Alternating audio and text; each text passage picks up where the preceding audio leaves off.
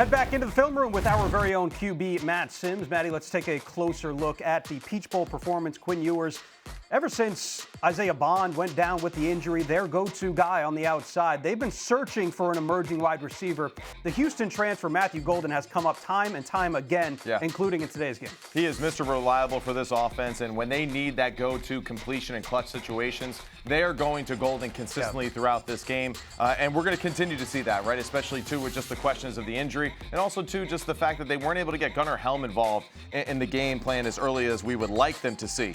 In this situation, really cool play design by Steve Sarkisian. So we're going to get, right, hey diddle diddle, 3 up the middle, right? So you see these 3 defenders right here. We got 2 backers and a safety essentially stacked over the middle, right? We got 2 wide techniques by the defensive tackles, and we are going to pressure right up the middle with those 3 defenders. It's only going to be a 5-man rush, but what we're going to get is this defensive end is going to drop out in the flat. This defensive end is going to drop out in the flat. These 3 defenders here, these 3 DBs, have these 2 guys, and that is their only concern.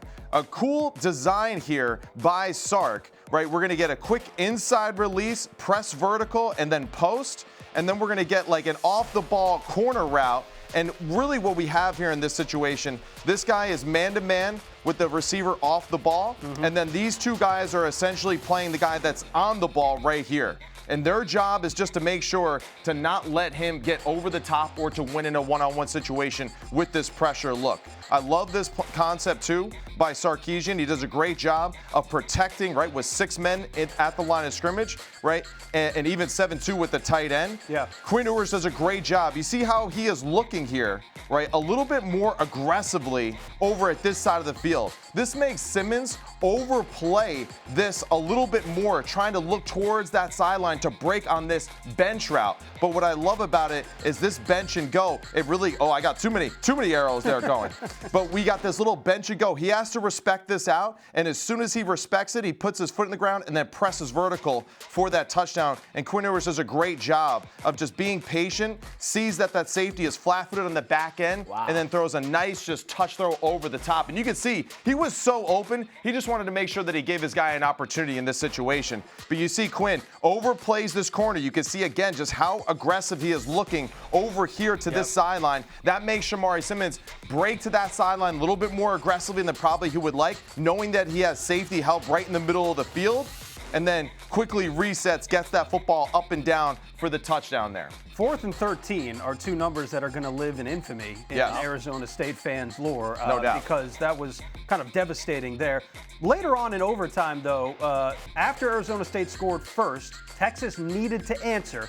Gunnar Helm, their tight end, who has been a go-to guy for them, relatively quiet throughout this game, connects with him here. And this is my one issue, I think, for Texas, right, looking at this, like the game plan. Where was Gunnar Helm throughout the football game? We got to get him involved in the play calling. This guy's a top 40, top 50 pick in the NFL draft next year. We got to get this cat going earlier and sooner. And I feel like Sark, you know, it seemed like he held a lot of plays because clearly in overtime and late in the football game, no problem. All of a sudden, no problem. So we got to be more aggressive, faster in the game plan when we're calling these plays. But with this concept, we're actually going to fast forward here a little bit to the back end of this football play because I just want you to show you the end zone clip of it. So we get that short motion by the tight end in. This looks like a heavy tight end run here to the strong side, right? So to this double tight end side, excuse me, we're expecting some sort of run or maybe even a weak side run with this set with 2 tight ends. Now, what I love about it is when we get this play, all right, we're faking the outside zone to the left here. So we're going to get heavy flow with the defenders crashing down to defend this. We got Gunnar Helm blocking down like he typically does in that set. We got the other tight end blocking down typically in that concept. But what Gunnar Helm's going to really do is do a patient job of just following behind this backer and then sprinting up the field as fast as he can as Quinn Ewers comes off the fake, resets, checks that there's no safety on the back end, and then just throws this one-on-one. The other good coaching point about this concept, too, is the receiver here on the boundary. His job is to occupy this safety over the middle. That's what I was going to ask. So he's diving in, getting involved, and then sprinting to cross face of that safety as a distraction does a good job getting across the field. You see that safety stuck in the middle of the field with that. And now Gunnar Helm with the running start on that weak side zone defender has a great opportunity for the throw. And that was a really good, accurate throw by Quinn Ewers as well. Similar to the first round game against Clemson, yards were there to be had against this Texas secondary. Right. They were had today with Arizona State and Sam Leavitt. But finally, Andrew Makuba comes up with his 5th interception. Yes, and here's Kenny Dillingham trying to take a play out of Sark's playbook, right? Running that fake wide receiver screen. So we're going to get a little receiver screen here, right? Or a fake receiver screen. This running receiver here is going to go up and then out, and then he is running like a post route.